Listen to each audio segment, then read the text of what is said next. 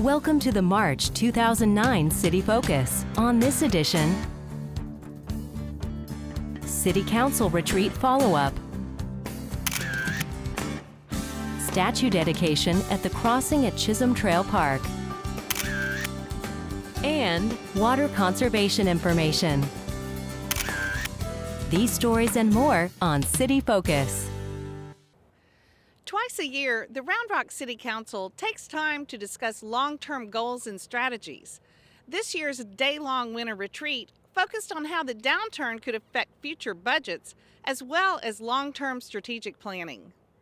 The City Council's winter retreat always kicks off our planning for next year's budget.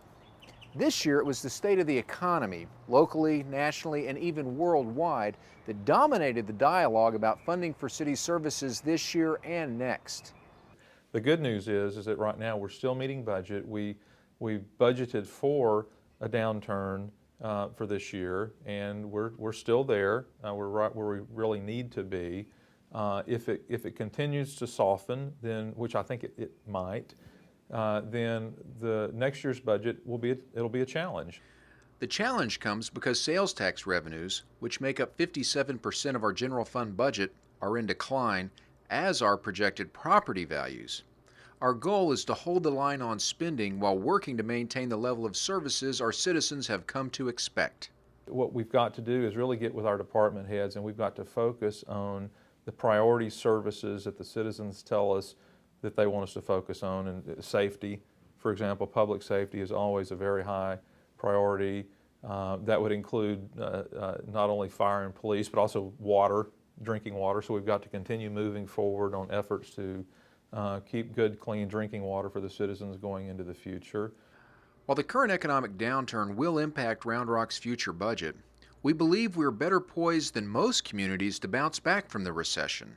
We just a few weeks ago broke ground on Austin Community College, who's building the largest campus in the Austin Community College District right here in Round Rock. That's one feather in the cap. Second is we've already broken ground on the Texas State Nursing School. That's underway. And then the third education feather in the cap, so to speak, is Texas A&M Health Science Center, who's already very well underway on the medical school. And so they're not going to be open tomorrow, but with what they can bring to this community in the very near future, I mean, we have a great foundation, and we're very poised to take advantage of that. And I think that, along with the healthcare facilities in Round Rock, I mean, we're really poised to move out of this recession. I think when we start to see a turnaround, Round Rock will slingshot out of this recession into better times. We'll keep you up to date on our budget planning as it progresses. Now, the Council talked about other issues at the retreat, most significantly our long-term strategic plan. We'll tell you more about that on next month's City Focus.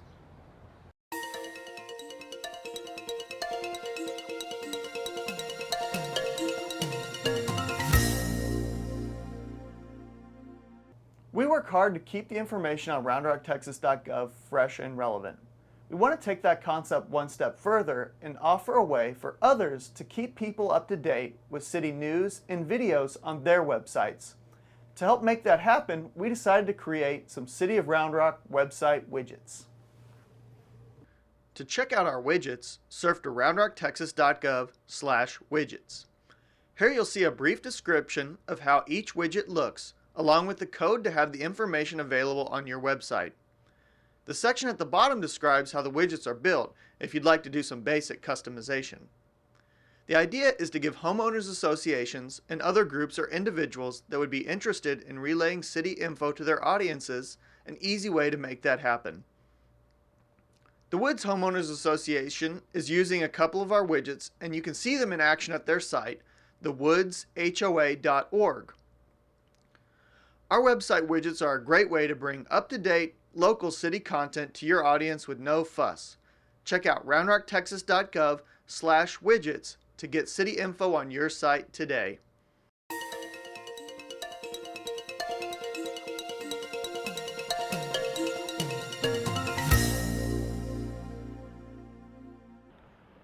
One of our parks just got a new feature. Last month, a new statue was unveiled at the Crossing at Chisholm Trail Park. The City of Round Rock and the Round Rock Community Foundation were pleased to announce the addition of the newest steer at the crossing. Many came out last month to be a part of history as the latest addition, called Go Into Water, joined other statues already in Chisholm Trail Park. Other statues include pioneer woman Hattie Cluck and her son Emmett, a resting longhorn, and the Bell steer. Ultimately, the park will include the rest of the Cluck family, cowboys on horseback, and many more steer. When complete, the crossing will be a grand display representing the historic cattle crossing at the Round Rock, for which the city was named. It would be fantastic if one day in the not too distant future you could see just 20 or 30 right here, and you could transport yourself back to how it might have been in the 1880s. Two longhorns don't make a herd. Okay, so it would be fantastic to return one of those days and years to just see this filled up. And so if that can encourage some people to do that, to participate, and that would really be fantastic. Come on out and enjoy the statues at the crossing at Chisholm Trail Park, and take time to visit some of the other wonderful parks here in Round Rock.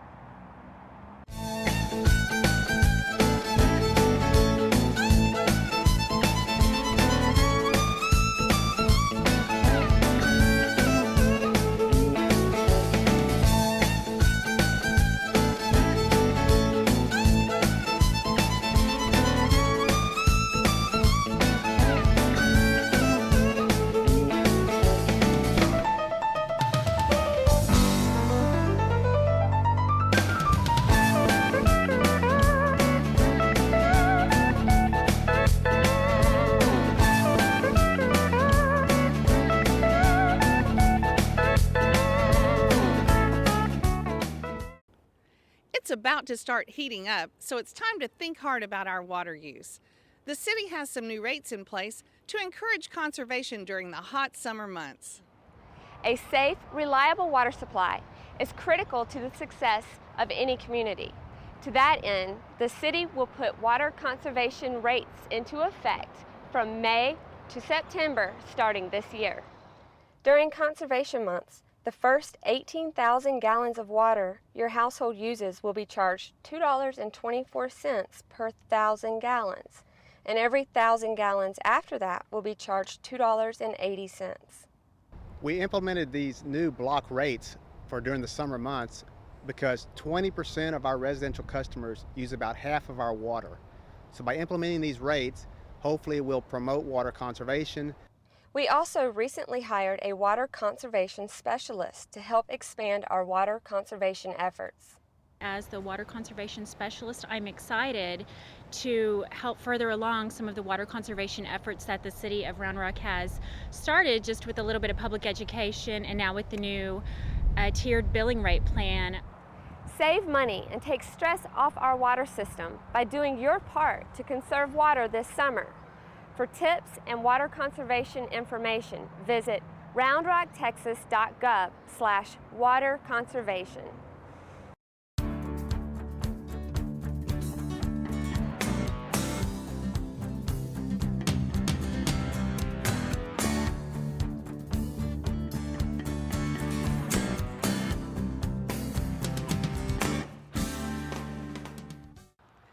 Austin Community College took a big step toward opening its first ever Round Rock campus when school officials and local dignitaries celebrated its groundbreaking in early February.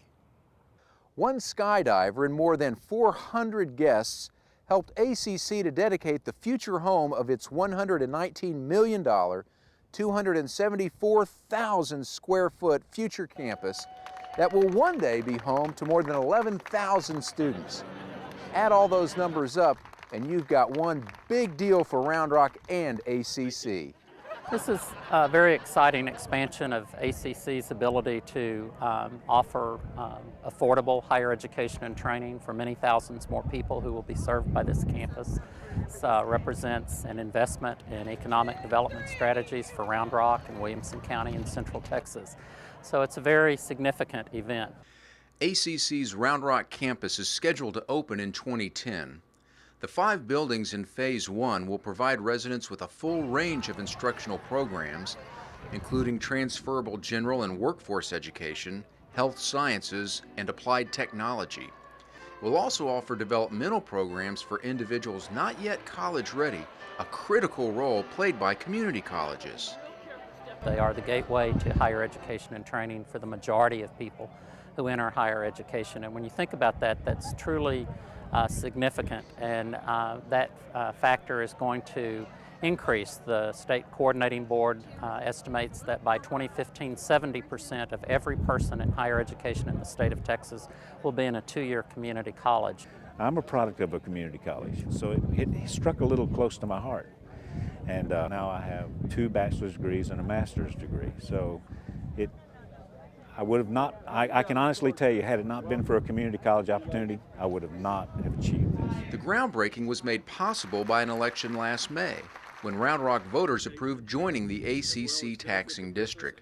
Since then, Round Rock residents have been able to pay in-district tuition, and many are taking advantage.